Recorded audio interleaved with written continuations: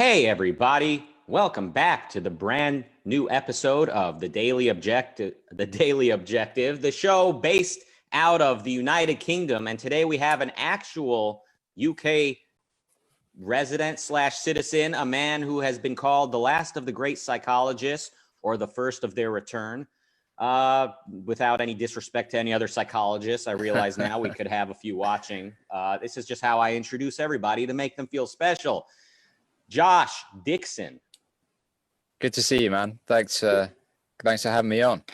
Of course. This is your country. I'm really the guest. Now we're talking about the lockdown and mental health today. And I think a big part of what makes life maneuverable and possible is being able to predict the consequences of your actions, cause and effect. And what we've seen historically in dictatorships is, that the laws are unknowable until you've broken them. That's kind of a tactic they use. And I don't want to open any conspiracy theories about the pandemic one way or the other, but just the fact that it's so unpredictable could drive somebody nuts. You can't run a business. You can't make plans for your family or for yourself, whatever it is. I would imagine this pandemic is really driving people crazy in a way that maybe I don't really feel it so much because I'm sort of in the habit of just kind of staying home and getting some work done on the internet anyway. Sure. What do you think? No, totally. I mean, just from my own experience, as well as working my private practice, which is, I have to say, is thriving partly due to the pandemic, which is sad at the same time.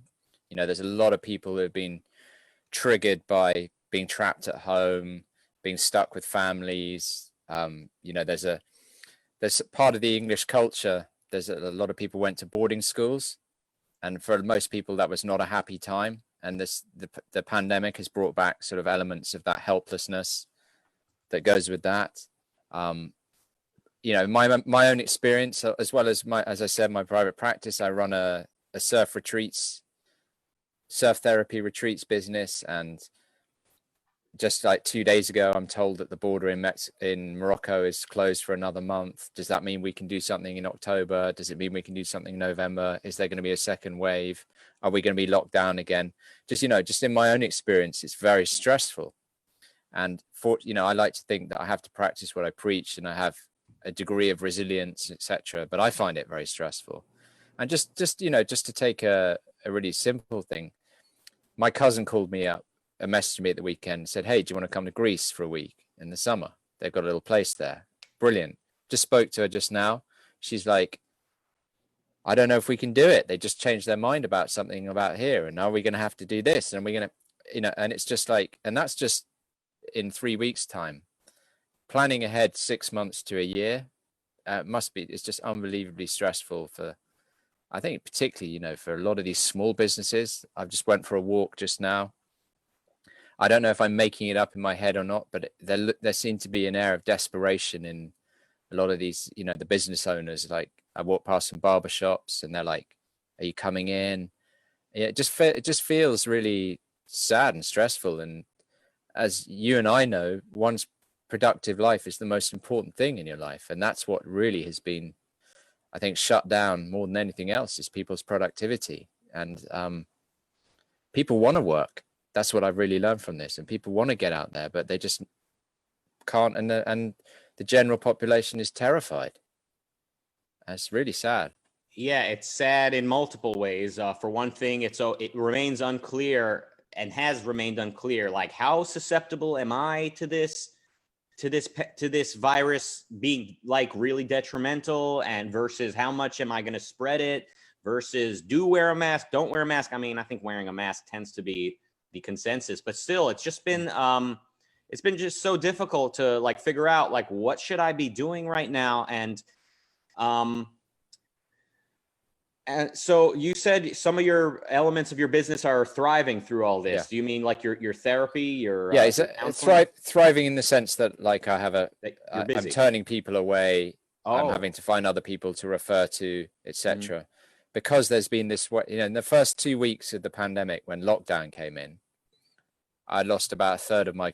And we're back after a slight technical difficulty, but not even technical difficulties can slow us down, let alone a little pandemic out there.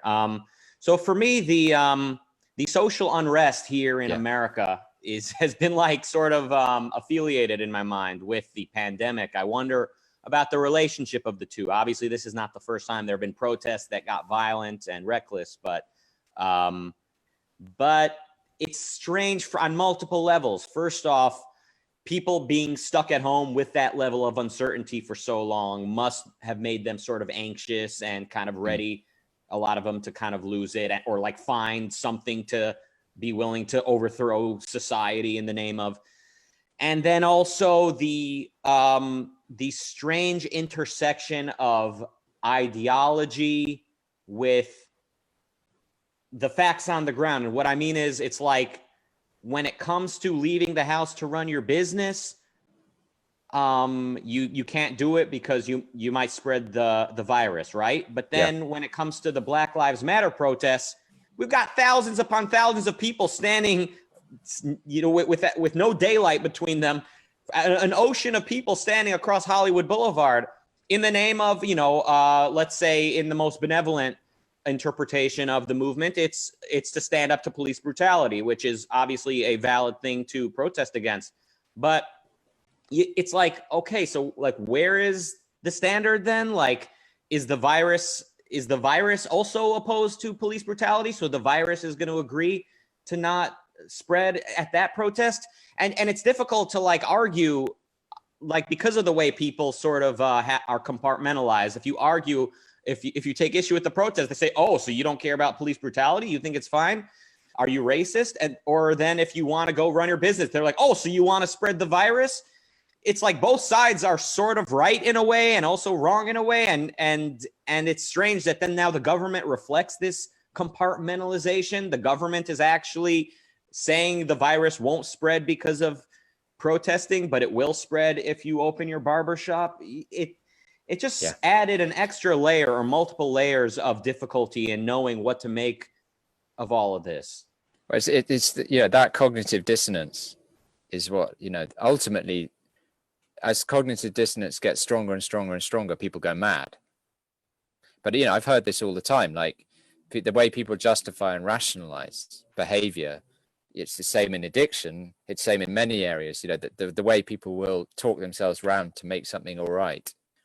And the longer and sort of I notice, the more vocal they are about it, probably the stronger the dissonance. But, but I was protesting, I was wearing a mask, so that's okay.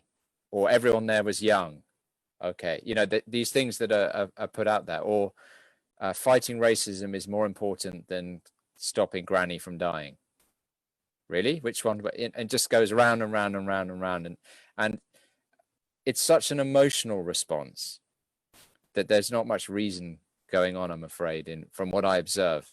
And so, hey, as you said, the race card is pulled on everything. Oh, so you're racist if you even query it.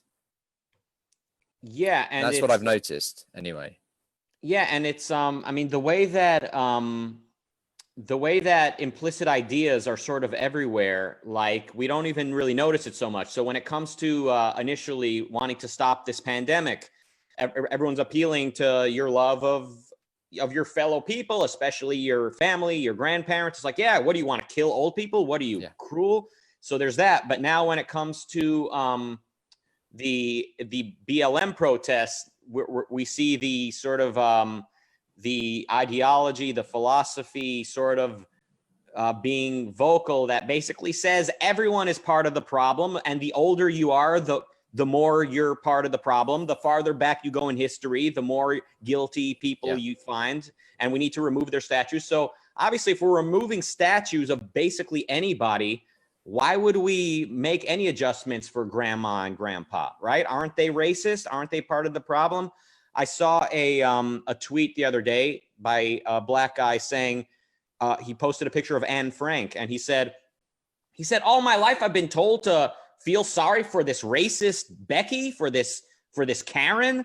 I've been lied to. While my people are being, killed across America, I'm supposed to sit here and make this racist, white girl the object of my sympathy. Like, you can see how philosophy and how the ideas coming out of the university adjust how people look at everything. So yeah, when it comes to the protests, who cares about Granny, right? She's probably racist anyway. We're here to fight for the young. We're here to fight for the oppressed people here today and in the future. We're here to shape society in the proper way. But when it comes to the early stages of the pandemic, then it is all about protecting the old and preserving their lives. So.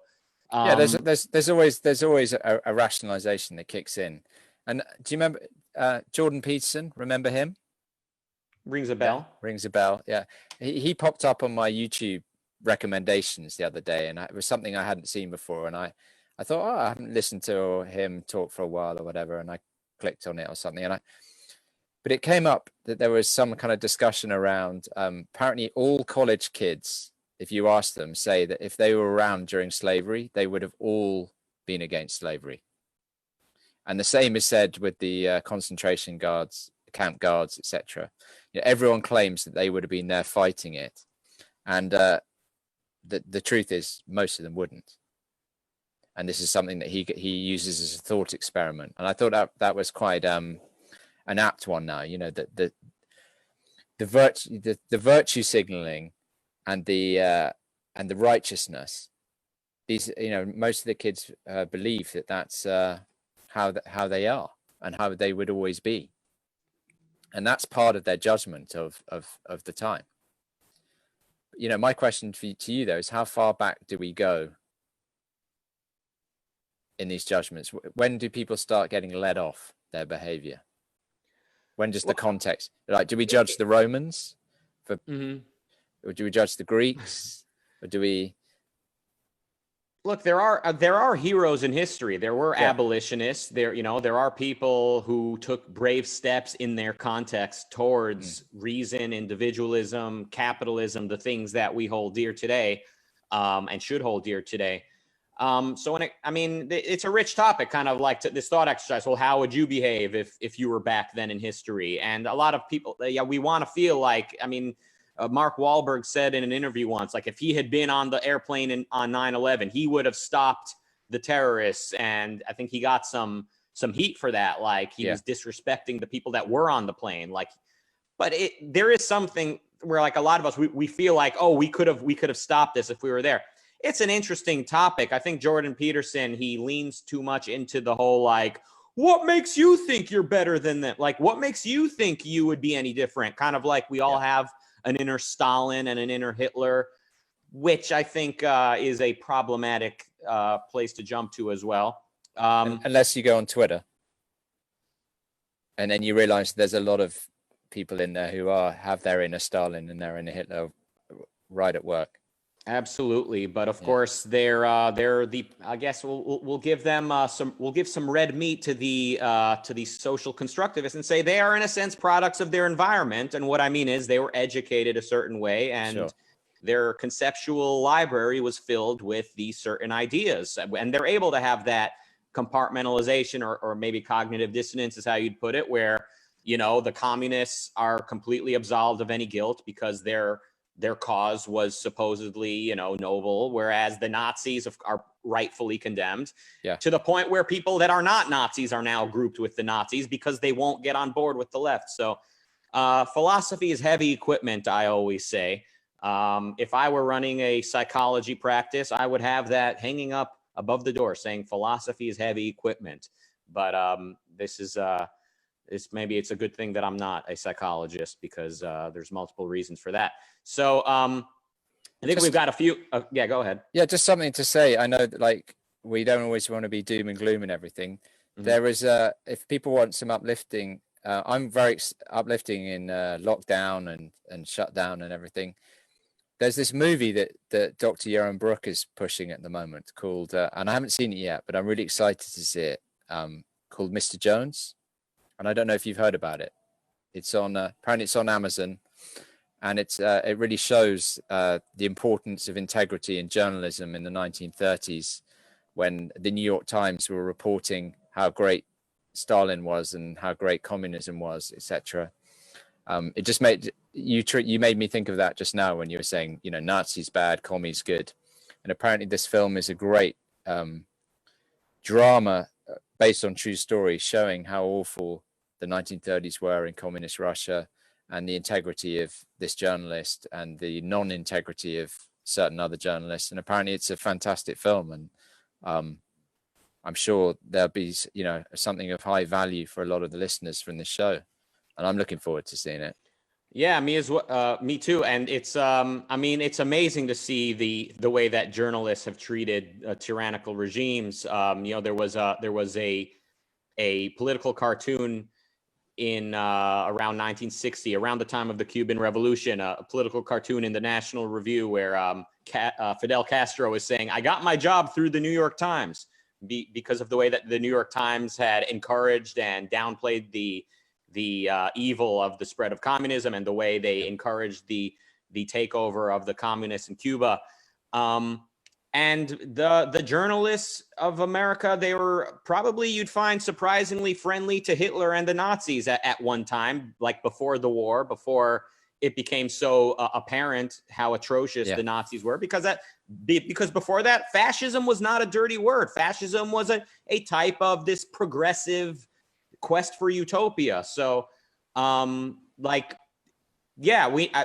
we're lacking is a consistent and pro-individual philosophy in the culture, as Ayn Rand offers, which helps us understand how to look at all these different regimes. And until then, it is basically left up to the academics and then the journalists to say, like, oh, communism gets a pass no matter what they do, and only Nazis are condemned because they're racist. So racism is the only crime that we actually hold as an absolute. So we're removing every statue where someone may have been racist or had something to do with racism, whereas somebody with the blood of 100 million people on his hands, you know, that guy let's erect a statue for him because he was a good communist that wanted to help the poor. So we really, really need to understand that the antithesis to racism is individualism. And we're at a point now where even the libertarian candidate for president is tweeting out, we need to be anti-racist. She won't even say individualist, because that shows you how the libertarians, many of them, they cede to the academics the vocabulary that they're going to use. Sure. Because they see the ideas. Go ahead. And talking of individualism, another thing that may be uplifting and inspiring for today's listeners is I got an email from the Ayn Rand Institute about some of the letters of Ayn Rand that they've been posting up on their website. And today's was an exchange of letters between Ayn Rand and Frank Lloyd Wright. And they're incredibly moving and incredibly powerful exchange. And I highly recommend anyone who wants a little bit of inspiration and wants to see that the heroes that Ayn Rand wrote about do exist in real life. And it's really beautiful to see her reverence for him and his reverence for her, and their discussion of individualism. And it's incredibly powerful. I was very moved this morning over my breakfast as I read them. I really need to be reading the journals and the letters of Ayn Rand. They've always been on my list, but of course there's so much to read that I haven't gotten to most of it yet. And you know, the reason we remember Frank Lloyd Wright is because of his architecture, because of his virtues. And if it turns out he had a racist thought in his head once, that doesn't mean we need to then smash his beautiful homes that he designed. We need to remember historical figures for what they did in the name or in the process towards individualism, liberty, capitalism, the values that we hold dear, rather than canceling them posthumously. I think we might be out of time. I know we had a couple minutes of a little unplanned break. Thank you for joining us today. Pleasure. This has been a fantastic, despite the little mini pandemic that interrupted us here, we were still able to overcome. And that needs to be what you turn to in your mind watching this at home. When unforeseen things pop up, remember that we were able to power through this episode, and so can you in the episode of life. Until next time, have a fantastic time and wear your mask. Goodbye. Bye.